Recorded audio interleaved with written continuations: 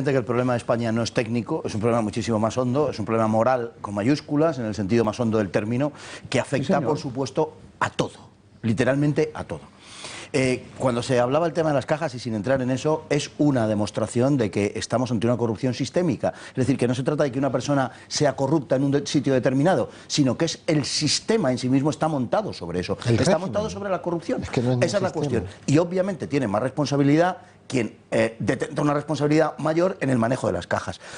Pero evidentemente afecta a todos, porque hemos visto agentes provenientes del comunismo prosoviético forrándose a costa de las cajas, que eran pues esos restos del sistema que todavía no habían saqueado. Se dieron cuenta y fueron a por ello, ¿no?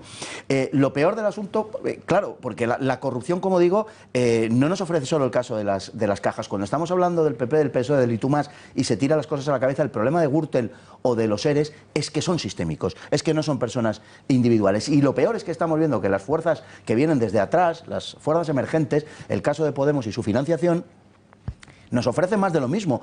De lo que se acusa al señor Monedero, y ha sido publicado en negro sobre blanco, es que ha traído un dinero de determinados sitios y ese dinero con ese dinero ha hecho lo mismo que hacía la casta que ellos critican. Lo mismo, quedarse él una parte, por cierto, muy sustancial, y donar una pequeña parte, si todo esto es cierto, una pequeña parte al objeto político de la transacción. Pero que se lo ha quedado él. Quiero decir que esto nos recuerda a muchas cosas. Con un inciso, Fernando, solamente una cosa, que a mí, que una empresa española dé dinero a un partido político por conseguir un contrato, eso yo lo integro, lo puedo situar en la dinámica en que se sitúa, es decir, sí, yo consigo un contrato, la corrupción, ¿de acuerdo?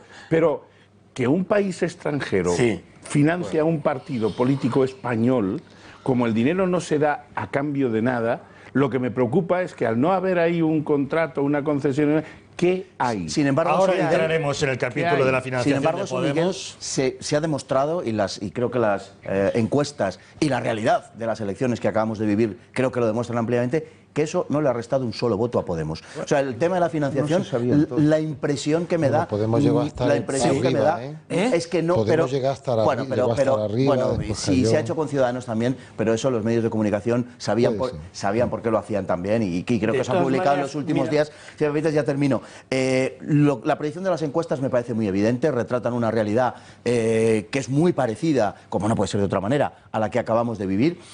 No va a cambiar nada en lo sustancial si se celebran nuevas elecciones, eso es lo que apuntan, y además a una cierta bajada del Partido Socialista y de Ciudadanos, que es por otro lado previsible, pero no una bajada sustancial. Se han perdido, como se ha dicho, y yo creo que es la tragedia de España, de verdad, el sentido del servicio y del sacrificio, incluso el discurso del servicio y del sacrificio. España, me da la impresión, sobre todo a un nivel oficial, se ha vuelto un país muy cínico, un país muy maleado, y salir de esta situación con medidas puramente técnicas, yo creo que no lo vamos a conseguir de ninguna manera, de ninguna.